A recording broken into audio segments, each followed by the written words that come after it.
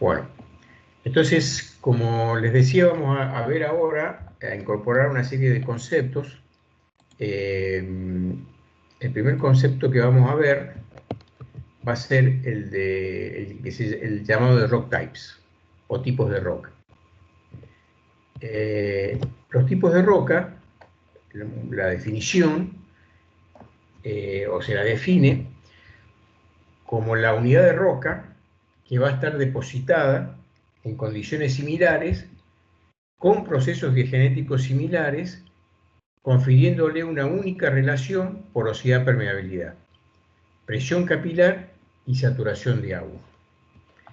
Acá la novedad es que quizás cuando ustedes vieron geología o lo que uno siempre piensa es que la roca, al ser depositada en determinadas condiciones, las determinadas condiciones tienen que ver con su ambiente geológico en el cual se depositó, etc. Siempre, la mayoría de las veces, con el paso, digamos, del tiempo, o sea, su historia geológica, enterramiento, etc., y una serie de situaciones, va a tener o va a sufrir una determinada cantidad de procesos diagenéticos. Entonces, esos procesos diagenéticos, creo que ya lo dijimos una vez, estos procesos diagenéticos pueden ser positivos o negativos. Los negativos tienen que ver, bueno, con una pérdida de porosidad, de permeabilidad, etc. Y los positivos con una ganancia en ese tipo de situaciones. Los procesos negativos están asociados a, por ejemplo, crecimiento secundario, son algunos procesos físicos, como por ejemplo crecimiento secundario de cuarzo o obliteración, digamos, de espacio poral por algún tipo de cemento, como cemento calcáreo, arcilla, etc. Y los procesos positivos tienen que ver con los procesos, por ejemplo, de disolución. Entonces, algunos procesos de disolución, lo que me generan entonces son procesos o generación de porosidad o de gargantas de poros mejores por justamente la disolución de algunos granos o elementos. Por ejemplo, entonces el tipo de roca, ¿qué es lo que es? Son todas aquellas rocas que fueron depositadas bajo las mismas condiciones, similares por lo menos, y que tuvieron los mismos procesos diagenéticos. Entonces, esta situación geológica lo que le va a dar a esa roca, cuando nosotros la estudiemos y le empecemos a calcular nuestras propiedades, le van a dar una única relación porosidad-permeabilidad, una única presión capilar y una misma saturación de agua. ¿Qué quiere decir esto? Quiere decir lo siguiente. O sea, se supone que cuando yo hago mi gráfico porosidad-permeabilidad, yo puedo tener puntos, como habíamos visto, que pueden estar así. ¿Sí? Pueden estar así. Entonces, cuando yo le tiro una correlación, entonces vamos a ver que quizás el R cuadrado sea igual a, no sé, 0,5. Entonces, en ese caso, no voy a tener una buena correlación. Lo que me está diciendo es que yo tengo posiblemente, en todos estos datos que yo tengo procesados, tengo diferentes condiciones de depositación y o diferentes procesos diagenéticos. Entonces lo que yo puedo hacer o lo que en realidad va a pasar con mis datos, digamos, cuando los procese, es a lo mejor ver que yo voy a tener una correlación acá, esta correlación acá y esta otra correlación acá. Entonces, estas tres correlaciones, 1, 2 y 3, pueden ser rock types diferentes. O sea, esos rock types diferentes van a tener las mismas condiciones, similares y los mismos procesos diagenéticos. ¿Y cómo me doy cuenta de que son tres familias cuando analizo mi presión capilar y analizo mi saturación de agua como tal, como resultado. Entonces, por ejemplo, acá lo que vamos a ver, lo que estamos viendo, es presiones capilares medidas por el método de inyección de mercurio. Acá hay una determinada capa, o sea, acá estoy viendo un top y base de una formación que se llama M2 y de un yacimiento que se llama puesto pit. Entonces, fíjense que yo he ido haciendo diferentes análisis de presiones capilares a 120 kilos y acá tengo mis resultados. Entonces yo acá estoy viendo un resultado, una presión capilar, que lo que tuve que hacer para que me empezara a entrar el mercurio, le tuve que hacer qué cosa, le tuve que ir dando mucha presión, mucha presión, mucha presión, mucha presión, hasta que empezó a entrar el mercurio. El mercurio estamos hablando que es la fase no mojante, ¿no es cierto? Y la fase mojante es el agua. Entonces el mercurio lo estamos usando como fase no mojante. Entonces estamos viendo que en realidad el mercurio empezó a desplazar a partir de una presión de cerca de 20 kilos. Y para que el mercurio empezara a recién entrar a una presión de casi 20 kilos, ¿qué tuvo? ¿Qué tiene? Una garganta de poro muy chiquita, en la cual le cuesta entrar el mercurio. En cambio, la roja, por ejemplo, esta que viene por acá, o esta verde que viene por acá, o la celeste que está encimada por acá, prácticamente no necesitaron ejercer ninguna presión capilar adicional, sino que en el momento que nosotros le dimos el primer pulso de presión, ya el mercurio comenzó a entrar, hasta que va a llegar un momento en donde nosotros vamos a considerar que esto se debería ser asintótico y decimos, ah, bueno, ya no entra más mercurio. ¿Por qué? Porque llegué a qué lugar, llegué a mi valor de saturación de agua irreductible, o sea, llegué a un valor de garganta de poro tan chiquitito en que yo ya no puedo desplazar más agua. O sea, mi fase no mojante no desplaza más, o sea que no entra más. Por eso esto tiene que ver con el fenómeno de la migración. Si acá hubiéramos hecho, en vez de hacer una presión por inyección de mercurio, hubiéramos hecho una presión capilar normal, hubiéramos podido calcular el drenaje. Y ahí hubiéramos, para cada una de estas, hubiéramos tenido una histéresis y lo hubiéramos vuelto con la vuelta con el drenaje, que nunca vuelve por el mismo lugar. Pero nosotros, como queremos analizar acá cómo responde frente a la saturación de agua irreductible y si podemos definir familias, ustedes ya seguramente se van a dar cuenta que la podemos dividir en familias. Entonces lo que hacemos es, tomo estos 4 curvas de presiones capilares, las defino como una única familia y las llamo rock type 1. Este segundo grupo las llamo, las separo también en familia y las llamo tipo de roca 2 o rock type 2. Y esta última que me quedó acá, la separo y va a ser mi tipo de roca 3. Entonces, en este análisis que yo hago con 7 curvas de presión capilar, de inyección de mercurio, de alguna manera yo pude definir 3 tipos de roca. ¿Sí? O sea que estos 3 tipos de roca, yo estoy diciendo que yo estoy considerando que van a ser familias o respuesta a una roca que seguramente fue depositada en condiciones similares, que sufrieron los mismos procesos diagenéticos y que me permiten diferenciarlos unos de otros. Profe, y una consulta. Sí, sí. ¿Qué criterio está usando para eso? Porque, por ejemplo, no sé, yo hubiese interpretado capaz que la curva que está en el medio entre, o sea, la curva verde creo que es, verde Sí, con esta de roscas acá. violetas, sí, podría ser, no sé, de la roca tipo 2. Sí, buena pregunta. Vamos a desmenuzar. voy a ir para atrás un poquito y vamos a desmenuzar. Porque veo como que... Sí, el tema es así. Yo podría considerar, en primer término, considerar esta como otro tipo de roca. ¿Sí?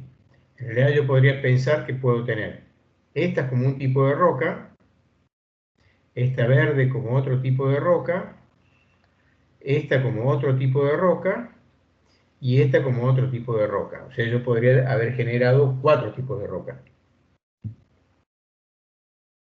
¿Sí? ¿Qué le parece? ¿Podría haber sido? Sí.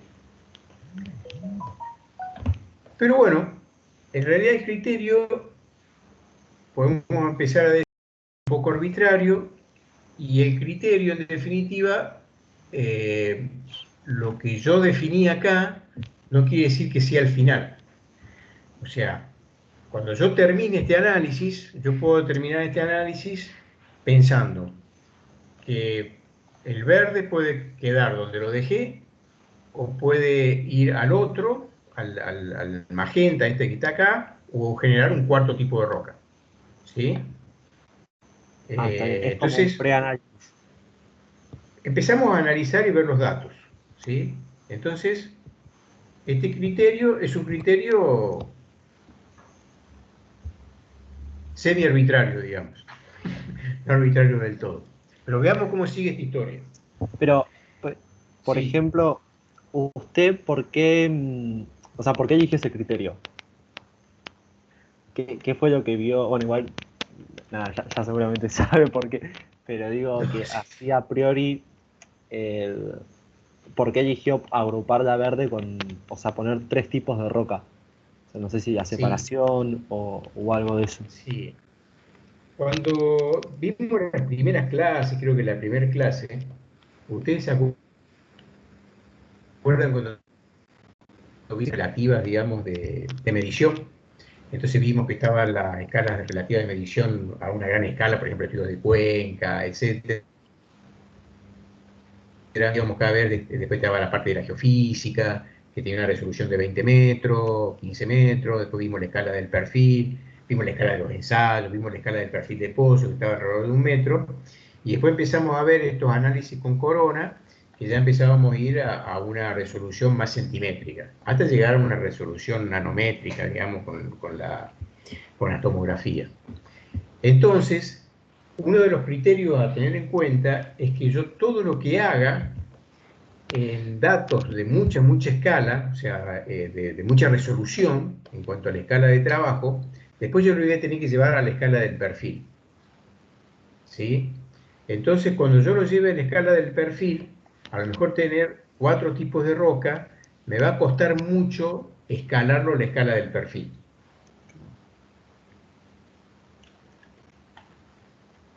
que es algo que yo vi después. Pero bueno, pero es una de las cosas a tener en cuenta. Listo, está bien. ¿Sí?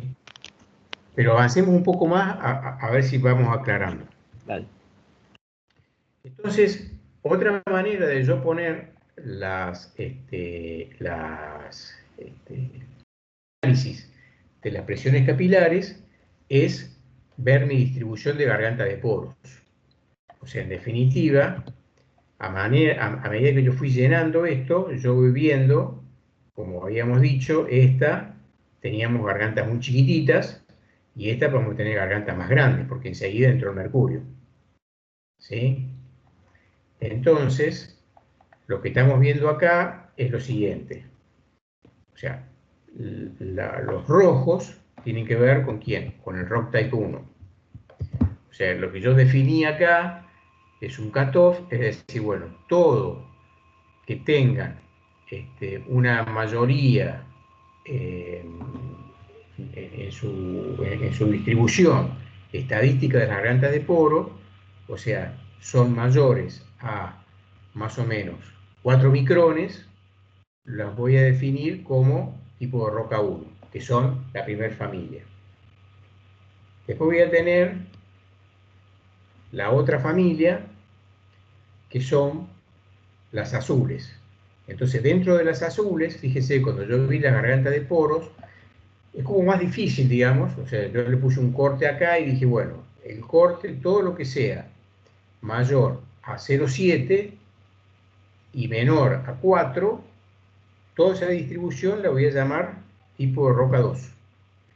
Pero dentro de toda esa distribución es como que tengo una familia muy grande acá y tengo una distribución más grande acá atrás y tengo una distribución más pareja en todas estas. Pero fíjense que la azul esta que está acá, que es la que estábamos pensando si la poníamos como 1 o como 2, quedó acá cuando yo pongo la distribución de gargantas porales claramente en esta zona, porque yo decidí hacer 3 tipos de roca. Si yo hubiera elegido hacer 2 tipos de roca, perdón, un tipo de roca más, entonces acá sí hubiera quedado perfectamente esta separada. Pero lo que posiblemente esté pasando es que son pocos datos, entonces estemos necesitando más datos. Y esta es el tipo roca 3, que fíjense que quedó la moda de su frecuencia de gargantas de poro como gargantas de poros muy, muy chiquititas. ¿Sí? Entonces, acá posiblemente, no sé qué piensan, es como que yo separé las modas de las rojas, el tipo roca 1, separé la distribución de las azules como tipo roca 2, sin tener una moda definida en cada una de ellas, o sea, algunas diferentes, pero tienen una mayoría de distribución de garganta de poros entre estos dos valores, y definitivamente el tipo de roca 3, que tiene una distribución de garganta de poros muy, muy chiquitita, que prácticamente la voy a considerar como no reservón. ¿Sí? Entonces, las dudas que teníamos o que ustedes tuvieron, lo que hicimos es tomar mayores cantidades de muestras. O sea, de 7 muestras que teníamos acá, tomamos todas estas. ¿Sí? Entonces fíjense que quedó toda una moda a partir más o menos de los 4 micrones, están representadas acá, y dentro del tipo de roca 2 quedaba toda esta distribución.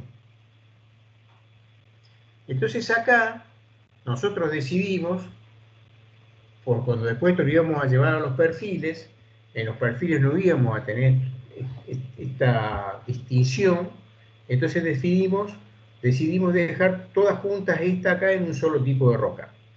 Algunas que tuvieran una moda mejor, pero en general todas aquellas muestras que tuvieran una distribución entre estas dos gargantas. Sí, podríamos haber dividido posiblemente en otro tipo de roca y poner esta acá. Pero decidimos, si hubiéramos elegido este tipo de roca acá, esto hubiera sido una roca muy mala, pero podría haber sido, ahora que lo pienso y después que lo hice esto hace miles de años, podría haber puesto un tercer tipo de roca acá. Lo podría haber hecho. Y después quedó definido acá el tipo de roca 3. Entonces quedó tipo de roca 1, tipo de roca 2, y el tipo de roca 3 acá atrás. ¿Está bien? Entonces, con toda esta información, nos fuimos a nuestra distribución porosidad-permeabilidad. ¿Sí? Entonces, fíjense que teníamos si nosotros hubiéramos trazado acá una opción a 45 grados, por ejemplo acá, una cosa así, bueno, no me salió muy bien. Entonces, la correlación, digamos, lineal, no hubiera andado muy bien. ¿Sí? Entonces, con este análisis anterior, nuestro modelo de CAFI, digamos, o de obtención de la permeabilidad, generamos dos leyes.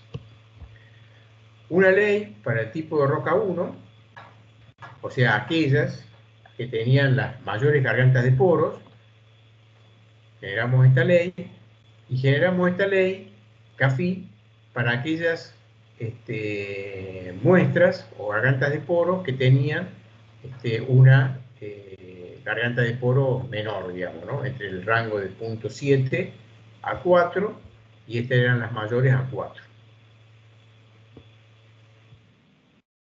Entonces, cuando vemos los cortes delgados, porque siempre volvemos un poco a la geología, a ver cómo se ve, lo que vemos es esta distribución. Fíjense, acá vemos todos nuestros clastos, nuestros líticos, o sea, todo lo que es blanco es cuarzo, todo lo que es más verdoso, así, son líticos, en algunos casos pueden ser algunas arcillas, pero lo que quedó en azul es una distribución de porosidad bastante interesante, y la garganta de poro nos está diciendo cómo se comunica cada poro con el próximo poro. Y el tipo de roca 2, ya nos damos cuenta que tiene mucho más líticos, porque tiene como mucho más verdosos, y la porosidad y la comunicación de la porosidad es mucho menor. ¿Sí? Un poco lo que se ve acá. O sea, acá tenemos datos de menos de 25% y tenemos datos de más de 22% aproximadamente. Acá.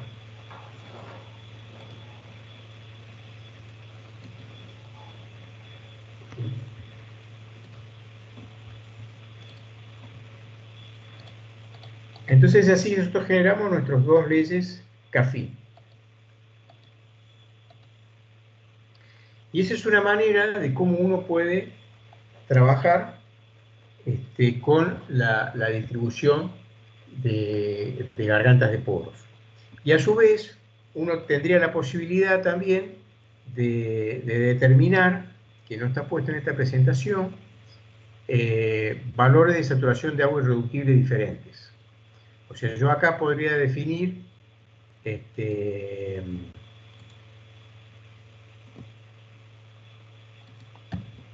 voy a definir acá mi saturación de agua irreductible, perdón, un poco mal la recta.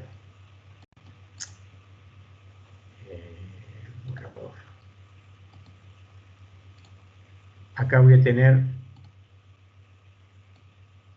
otro valor de saturación de agua irreductible, otro valor de saturación de agua irreductible y otro valor de saturación de agua irreductible.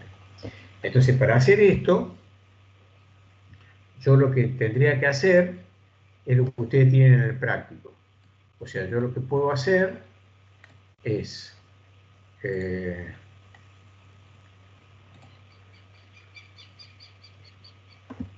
disculpen que voy a cambiar de... Creo que no la tengo en esta presentación.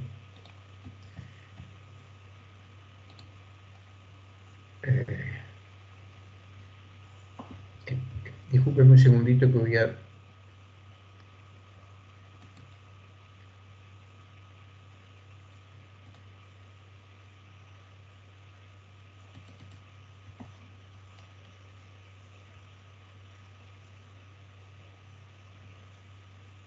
No, no la tengo acá. Les voy a abrir una presentación de un congreso que hice una vez, que está esto mejor explicado, y después yo se las voy a mandar para que ustedes la tengan también como información. Entonces, voy a entrar acá.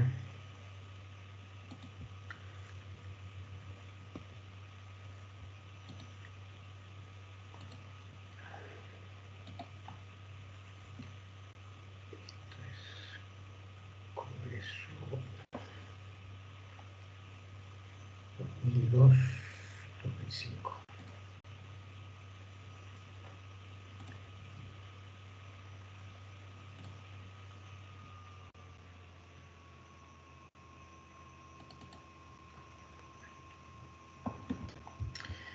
Discúlpenme la desprolijidad, No pasa nada. pero bueno, vamos a ir, esto lo vamos a ver acá.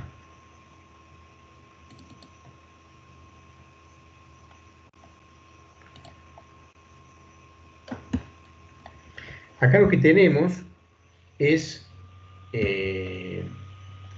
una manera diferente de presentar los... Este es otro reservorio, otro lugar, digamos, pero es lo mismo, ¿no? O sea, tenemos distribución de gargantas de poros, de, de una presión capilar por inyección de mercurio, en donde la estamos relacionando la saturación de la fase mojante, y en vez de tener la presión capilar, la tenemos representada por las gargantas de poros, ¿no? Entonces, se supone que cuando yo ya ingresé todo mi mercurio, hasta el final, digamos, que llegué hasta punto 1 de garganta de poro, o sea que yo puedo relacionar mi presión capilar a una garganta de poro. En definitiva es eso. Entonces, lo que tenemos acá es que mi último punto de 120 kilos llegó hasta prácticamente punto 1 micrón de garganta de poro. Y tenemos toda esta distribución, ¿no es cierto? Tenemos acá todas estas distribuciones de garganta de poros. Entonces, lo que hacemos es definir, bueno, un criterio, puedo irme al valor más, a mi último valor de presión capilar medido, o sea que va a ser de 0.1 micrón, y asumir que ese punto va a ser mi saturación de agua irreductible. O sea que en este caso fue 21,5%. Pero esto es para el verde, que lo voy a considerar tipo de roca 1. Para el rojo y el azul, el que viene acá, voy a considerar que mi saturación de agua irreductible va a ser un poquito más alta. Estará en el orden del 25%, ¿no? 24% que está por acá. 32, 34, 36. O sea que va a estar más o menos cerca de 26% de saturación de agua. Este punto que está acá. Y para este otro tipo de rock type que está acá, este último, la saturación de agua andará en el orden de 36% de saturación de agua. Lo que pasa es que en este paper lo que hicimos es relacionarlo con las permeabilidades relativas.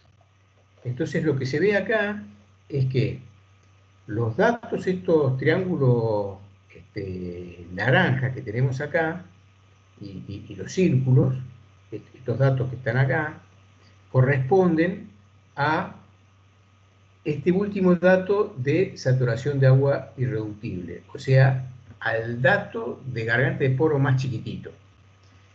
Y lo relacionamos con una relación que se utiliza mucho, usamos mucho nosotros, que es la raíz cuadrada de la permeabilidad dividido la porosidad.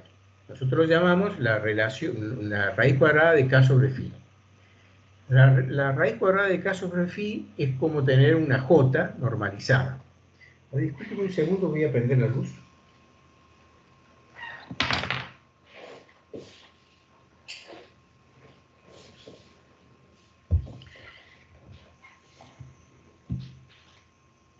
Yo no me doy cuenta y estaba con la luz oscura. Entonces, ¿qué quiere decir acá? Yo voy a tener un dato para la peor facies o para el peor rock type, voy a tener mi valor de saturación de agua irreductible más altos, alrededor de 30. Y para las mejores, voy a tener mis saturaciones irreductibles más bajas. Por eso siempre hay una relación entre la saturación de agua irreductible y la permeabilidad o la garganta de poro.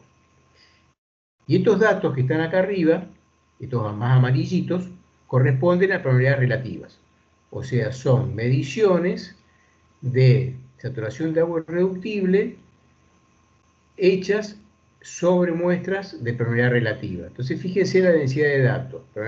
Presiones capilares tengo muchas, permeabilidad relativa tengo menos.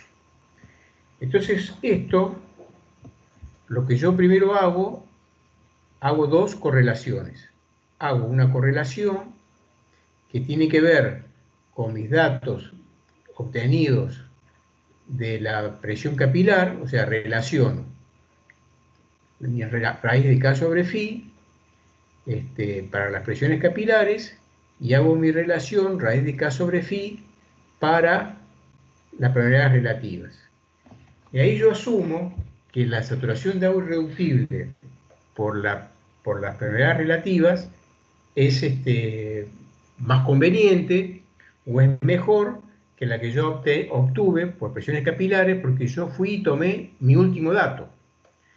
Entonces yo estoy asumiendo ahora y me fijo, no, si yo tomo la correlación de las permeabilidades relativas, me fijo ahora a qué garganta de poro corresponde este valor de saturación de agua irreductible. Y corresponde a este valor de garganta de poro que está acá. ¿Sí? No el punto 1, sino un garganta de poro mayor, que es la correlación verde. Entonces, en vez de tomar el 21,5, para la mejor facie verde, la considero en 26. Para la próxima va a estar más cerca de 30 y la otra va a estar cerca de 40. Entonces, es una manera de cómo yo relaciono o entiendo, tengo todo el set completo de datos, presiones capilares y mis datos de permeabilidad relativa. Entonces, cuando yo uso mi correlación de saturación de agua irreductible con mis permeabilidades relativas, ese nuevo dato de saturación de agua irreductible es como que voy al revés, me fijo cuál es y me fijo cuál es la garganta que yo tengo que usar. Entonces, yo hago un ajuste matemático nomás y llevo todos mis datos a esta correlación, que es lo que está acá. Entonces genero una nueva relación de saturación de agua irreductible en función de mi raíz de K sobre phi. Por eso, la permeabilidad está muy asociada a mi saturación de agua irreductible. Y esa va a ser mi nueva ecuación. Entonces, de esta manera, nosotros lo que tomamos, hicimos una ecuación en donde hicimos una nueva relación y calculamos una saturación de agua irreductible y también calculamos un SOR. Después lo llegamos a la escala de los perfiles y calculamos entonces un petróleo residual, que es este verde que está acá, un petróleo móvil, un agua irreductible, que es el gris, y todo lo que quedó acá en celeste es el agua móvil. Y acá quedó nuestro dato de permeabilidad. Entonces, ¿cómo nosotros corroboramos este análisis, a su vez, que tiene datos de corona, datos de perfiles, etcétera, todo un análisis bien importante? Tenemos un ensayo, que es lo que yo siempre les digo. Entonces tenemos, este es nuestro punzado, tenemos un ensayo, y el ensayo ¿qué nos dice? Que nosotros produjimos acá 1900 litros hora de petróleo, pero con un 8% de agua.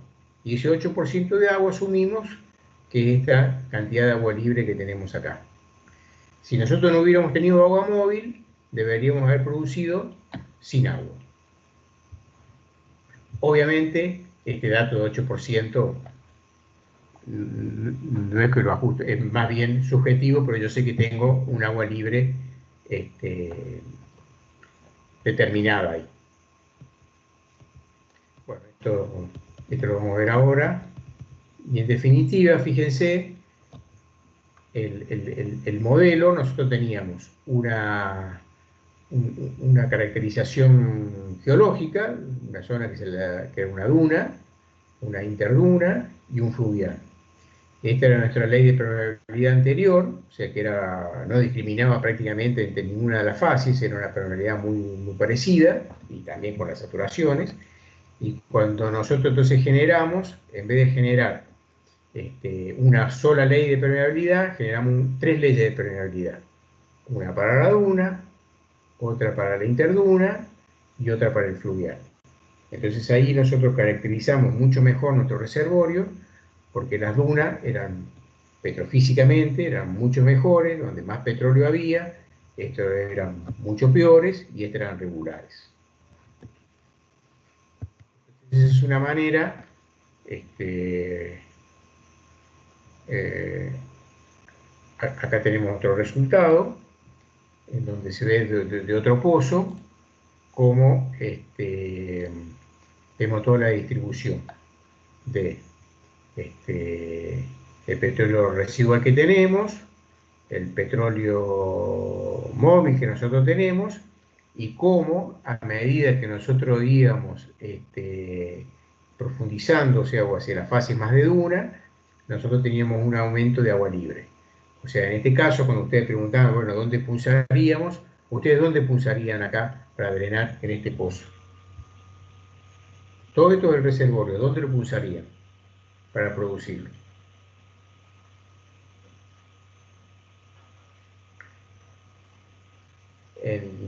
A partir de 1005, en 1020, ¿dónde punzarían?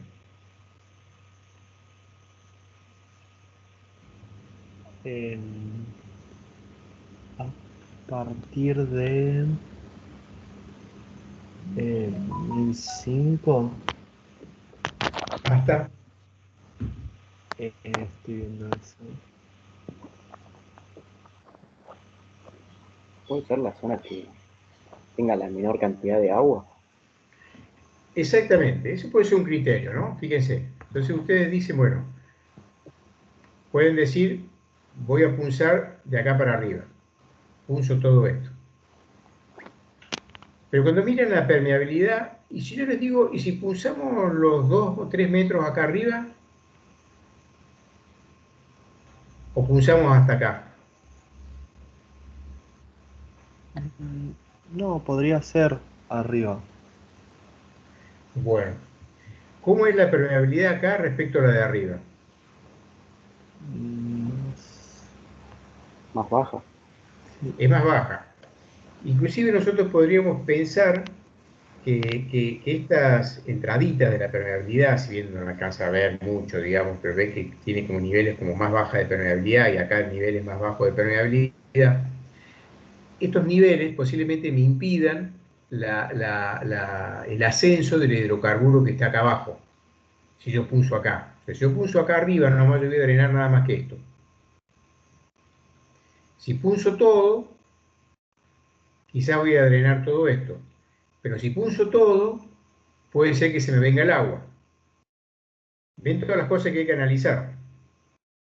Entonces, en conclusión, nos quedamos con la primera, dijo Joaquín, punzamos arriba. Entonces, cuando punzamos acá arriba, nos estamos alejando lo más posible del agua. Y vamos a dejar que, a medida que el reservorio se vaya depletando, esto va a empezar a producir. Y si esto es agua, y es un acuífero importante, este acuífero ¿qué va a empezar a hacer también? Va a empezar a empujar, y vamos a terminar drenando todo y posiblemente parte de esto.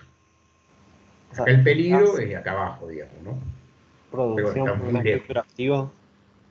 Si consideramos que esto es un acuífero activo, Claro. un acuífero activo lo vamos a determinar cuando nosotros veamos, analicemos todos los pozos y integremos todo en un mapa, y ahí vamos a ver, sí, este es un acuífero activo, porque está en todos lados, ¿no? Entonces lo tenemos mapeado.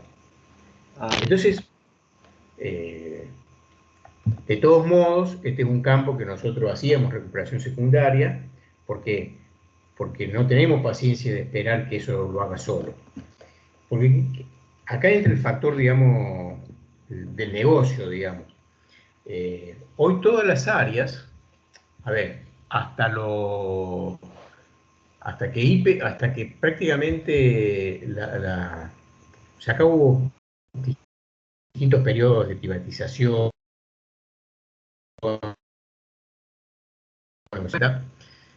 se empezaron a oficializar, pasó todo los hidrocarburos a ser manejados por cada provincia.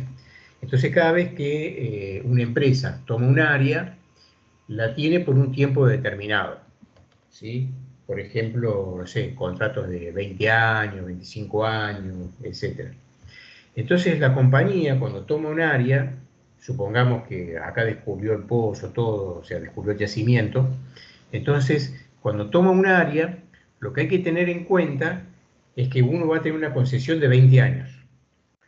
Entonces, si uno deja que esto actúe naturalmente, quizás va a producir, cuando se terminen los 20 años, nos va a quedar la mitad del petróleo abajo, todavía por sacar.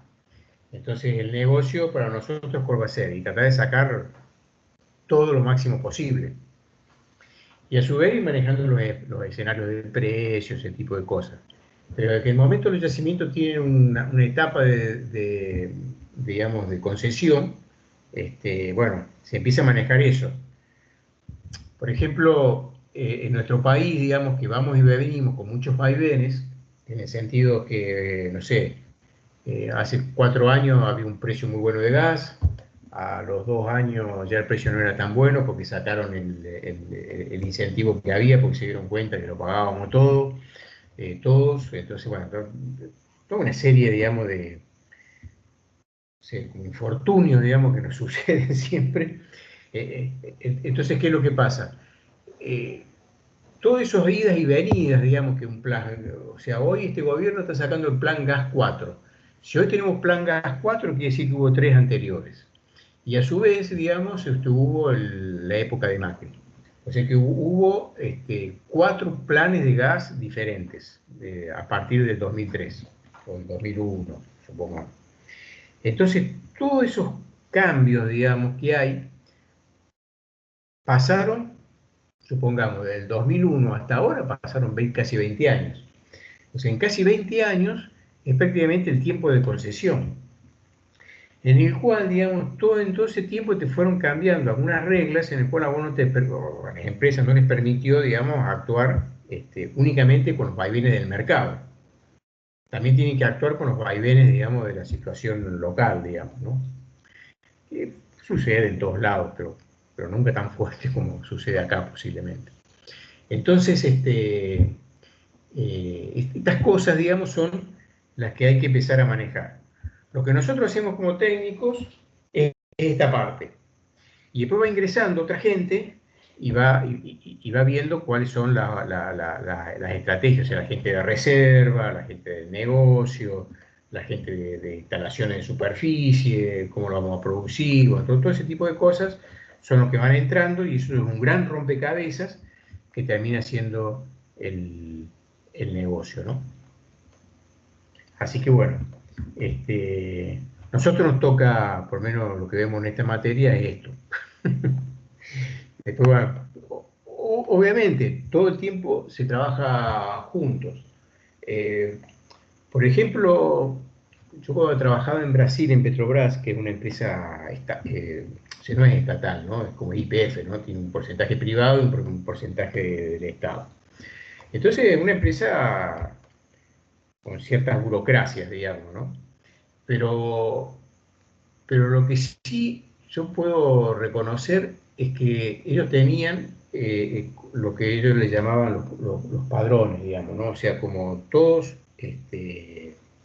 flujos de trabajo perfectamente seguibles, como si fuera un email. Entonces, por ejemplo, nosotros íbamos y perforábamos un pozo y listo, hacíamos esto. Entonces decimos, bueno, ¿dónde vamos a punzar? Esto que yo les pregunté ahora. Bueno, íbamos a las reuniones aproximadamente unas 10 personas. Pero esas 10 personas, ¿quiénes eran? Éramos nosotros que hacíamos esto. Iba el ingeniero y el geólogo que integraban todo, o sea, que estaban haciendo la simulación numérica, los mapas, todo. Después iba, o sea, que tenían la visión general del campo.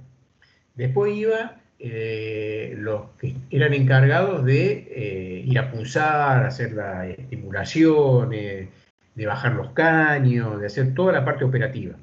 Iban ellos. Y a su vez había una persona que era un project manager, o sea que era un tipo que integraba toda esa información.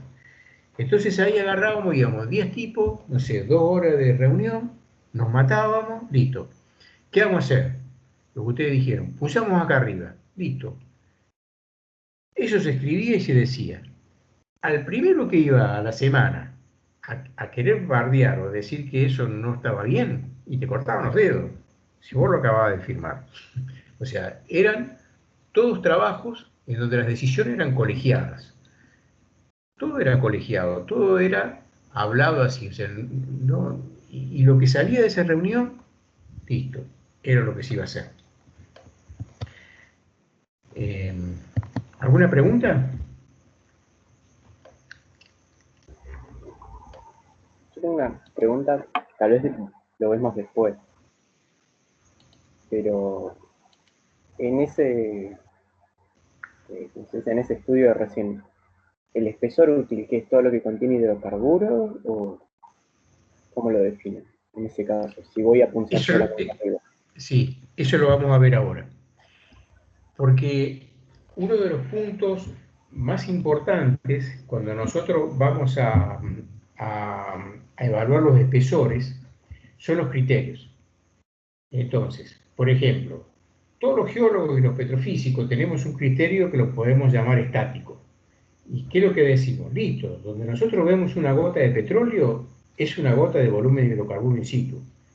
En cambio, el ingeniero de reservorio y los ingenieros de producción te van a decir, no, no, no, a mí decime qué es lo que yo voy a producir. Entonces ahí hay como una especie, digamos, de controversia en las definiciones. Entonces la primera conclusión, que es lo que vamos a ver ahora, es que no hay como una única, hay metodologías para evaluar los espesores, pero no hay como un único resultado, digamos, ¿no? Entonces es bastante controversial. Y eso es lo que vamos a ver ahora. Miren, son 20 y 28. Si quieren paramos ahora unos 15 minutos, 9 menos cuarto, seguimos. ¿Les parece? Sí. Bueno, Entonces,